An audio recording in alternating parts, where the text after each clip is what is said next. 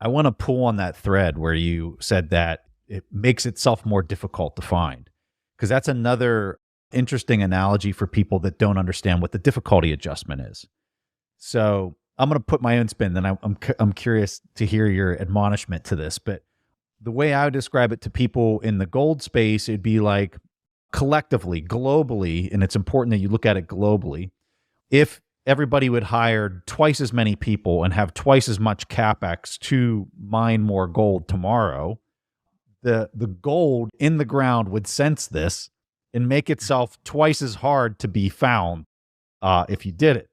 And there's no way to like physically represent this other than digitally, and that's why and that's what Bitcoin has done.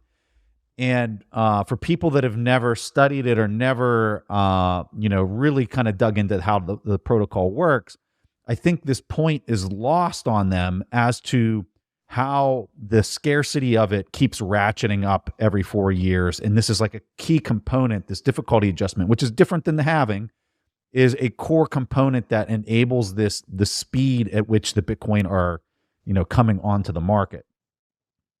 I'm curious to hear your take on this and whether you see it as the halving and the difficulty adjustment kind of working hand in hand. Do you see them kind of as separate things, or, just your general thoughts on it? No, I think you said that beautifully, and I would like to add that it's not that complex of a process. So for people who don't understand the difficulty adjustment, every 2016 blocks, which is roughly every 2 weeks, the protocol will look at block times. And if the average block time is less than 10 minutes, the difficulty will increase, and that increases the cost of production.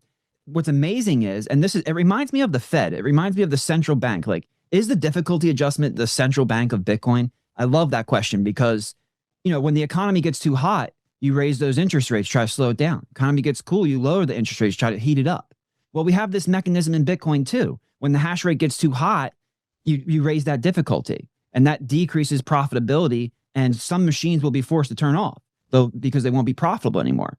Vice versa, if the hash rate is slowing down, blocks take longer than 10 minutes, difficulty can decrease, increasing profitability and then re-incentivizing growth of the network.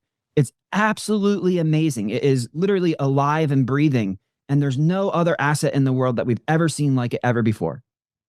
I love this point. I've never heard that before, that it's basically acting like the intention of a central bank. The intention of the central bank is to, make those adjustments and never put more units. The intent is to never put more units into the system, and that is absorbing the blow, basically.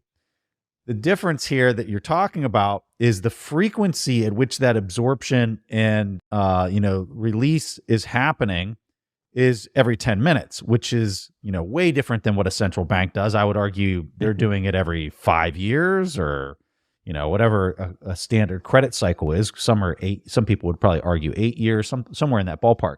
But this is happening every 10 minutes, and it's happening programmatically, where it doesn't matter what your opinion is, whether it should be looser or tighter. It's just math, and there's no one person making that decision, right? Absolutely. I mean, you're spot on. Look, let's remove the human element. Let's remove politics and emotion. You want to talk about data dependent? Bitcoin is the ultimate form of data dependency.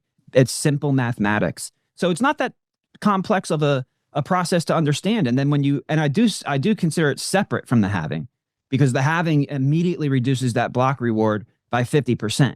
There is no mercy on that. There's no metric to gauge. It's just every time we get to that point, we hit a halving, block reward down by 50%. But the difficulty adjustment has a little bit more of a breath of life in it, and to where it can adjust up, it can adjust down, and it does it over that 2-week period. It's basically the optimization of a mechanism to help regulate and control growth of a network. It's a beautiful mechanism. I love that example. That's so good.